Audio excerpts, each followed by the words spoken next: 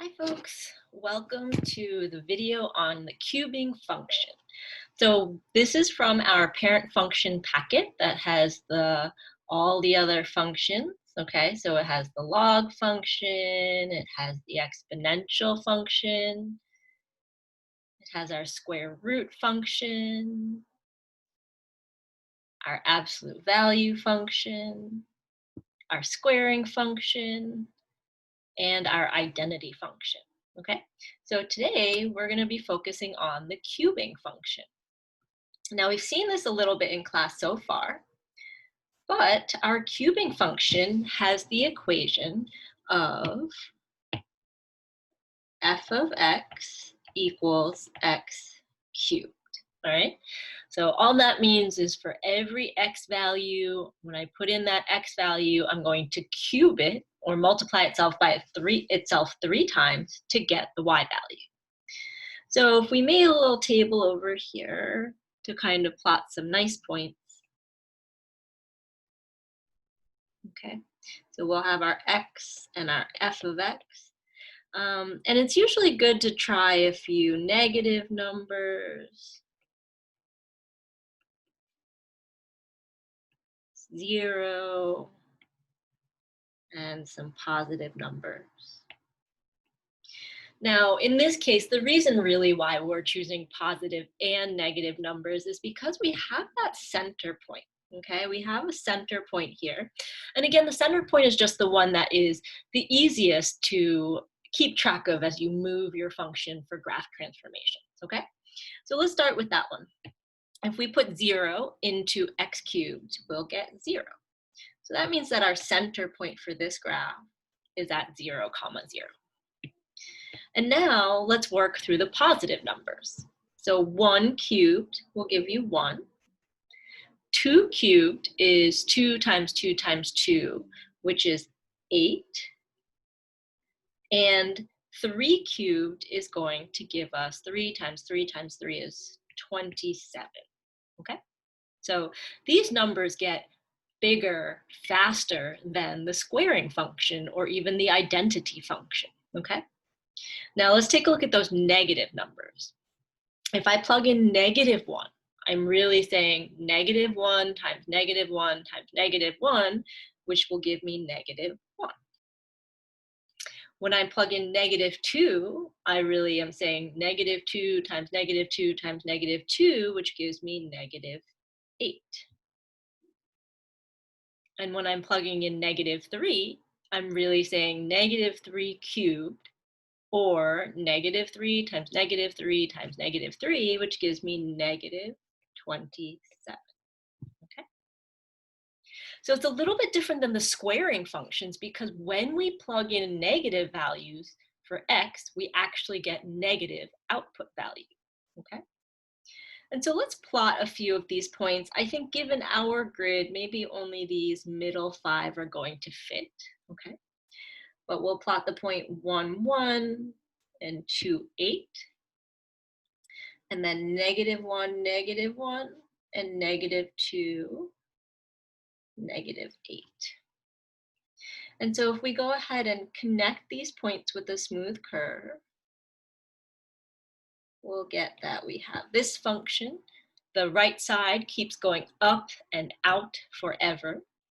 And on the left side, it continues to go down and out forever, okay? So that's what our picture of a cubing function looks like. Whoop. That's what our picture of the cubing function looks like, okay? So from here, let's talk about our domain. So remember, our domain is talking about the x values. So what kind of x values can I put into the function?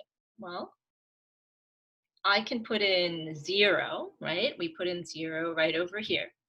I can put in positive numbers. I could have put in some decimals as well, but it just wasn't as nice to graph, okay? Now we should ask ourselves, well, can we put in negative values, negative whole numbers and negative fractions? And we can. So what that means for us is our domain is going to be from -infinity to +infinity, okay? Now, I want to show us a different way to look at domain also, right? I know for some of us, we're really good at sort of plugging in the numbers and imagining what's going to come out, but some of us are maybe a little bit more visual, okay? So when we're thinking domain, we're really thinking x values. And so what we're going to do is we're going to take a look at this x-axis on the graph. And we're going to imagine what happens if we scan along the x-axis, okay? So let me zoom in on the graph a little bit. Now, if I am at 0 on the x-axis, that would look like this. This line is at x equals 0.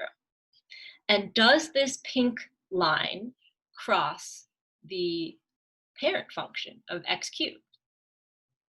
And I think we can see that it does. It crosses right at 0.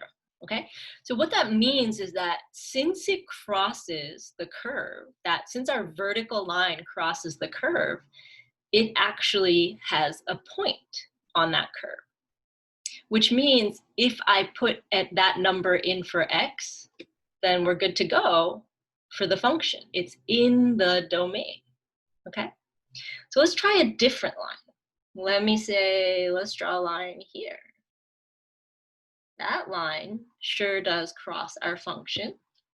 So that means that that point is in our domain. The x value of this point is in our domain. Now, I know I could do one here at x equals 2, okay? And that crosses our function, crosses it at 8. Now, what about over here though? Because if I draw a pink line at 5, it doesn't cross the parent function on the picture, but will it? If we had an infinitely large picture, would the black curve touch the pink line? And the answer is yes. They would meet somewhere like way up at the top. If we sort of zoomed out to 5 cubed at 125, a y value of 125, they would meet, okay? Now we can use the same thing on the negative side. So if I scan in the negative direction, are there any pink lines I can draw that will not cross the curve? So if I try one at -10, let's say we go way out here at -10, it doesn't look like it crosses the parent function on the picture that we have, but we're only looking at a very small snapshot. If we zoomed out infinitely, this pink line and our parent function would cross somewhere way, way down in the negatives, specifically at -10 cubed, okay? So since that we can draw a pink line that always crosses the parent function curve, that's another way we can think that, okay, the domain is all real numbers, okay? So let me get rid of these pink lines. We're gonna try the same thing, but for the range. Okay, so same kind of visual reasoning, and we'll take a look at the range. So let me reconnect this part of the graph. Okay, so if we're thinking about range, then we're really thinking about y values, okay? So what we want to do this time is not scan across the x value, the x-axis, but we want to scan up the y-axis. So let's start at the bottom here. If I draw a line at -8.5, does that blue line cross the parent function? Yes. Okay. What about if I did like -2? Does that blue line cross the parent function? And it does right here. Yes. Now we should also check 0. 0 is a really good one to check. And it does cross. And if we keep the same reasoning and keep scanning up, well, at 5 it crosses, so we're good to go. Now, if I kept moving up all the way to like 20 or 30 or 40, it would still the blue line would still continue to cross the parent function curve. And so since that's the case, we can say that this function has a range of all real numbers. So before I go down to write that, I'm just going to erase this blue part, okay?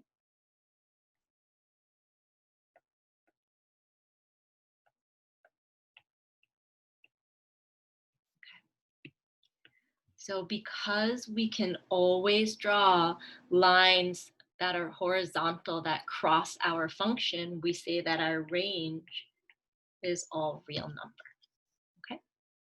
So our domain and range for x cubed is negative infinity to positive infinity. Now let's take a look at whether this function is even, odd, or neither. So remember, even means that it's symmetric about the y-axis.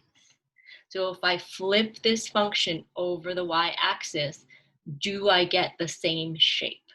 Okay, and let's just see. If I flip this over the y-axis, I'll get something that kind of looks like this. That was a terrible graph, but I hope you can see that the orange line is very clearly not the same as our parent function, okay? So we can say that this is no, it is not symmetric about the y-axis, so it's not even. Well, let's see if it's odd. Odd means that it is symmetric about the x and y axis. Well, how do we test for that? Let's take the picture we drew of reflected over the y-axis to test the even, and let's take the orange graph and flip it about the x-axis. Well, that means that this point will go down here, and that this point will go here. And this point will stay, this point will move to here, and this bottom point will move up here. And you can see that every single point, once I reflected it, landed back on the original function. So we can say that it is symmetric about the x and y axis, which means that it is odd. Now that's visually how we look at it, but we could have also told from the beginning polynomial that power is 3, it's an odd function, okay?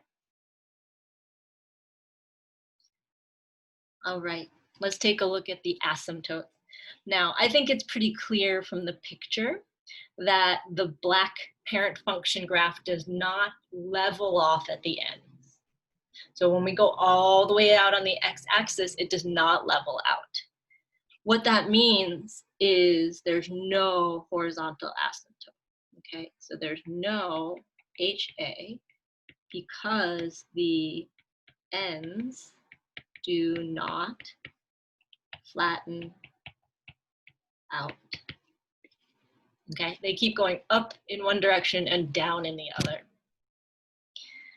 Now, if we think about vertical asymptotes, that means that it actually goes up so steeply that, and there's actually an x value that's missing from the graph, okay?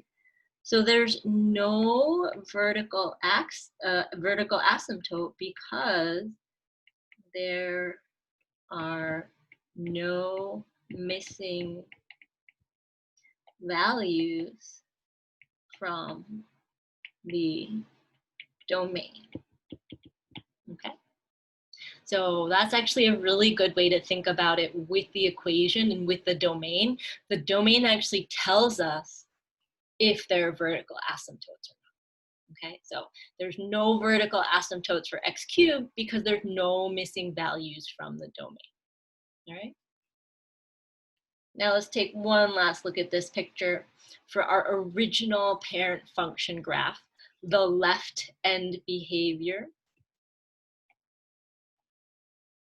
goes down and the right end behavior goes up, okay? So we can say down for the left end behavior and up for the right end behavior. And before I finish this video, let me just zoom out so you can see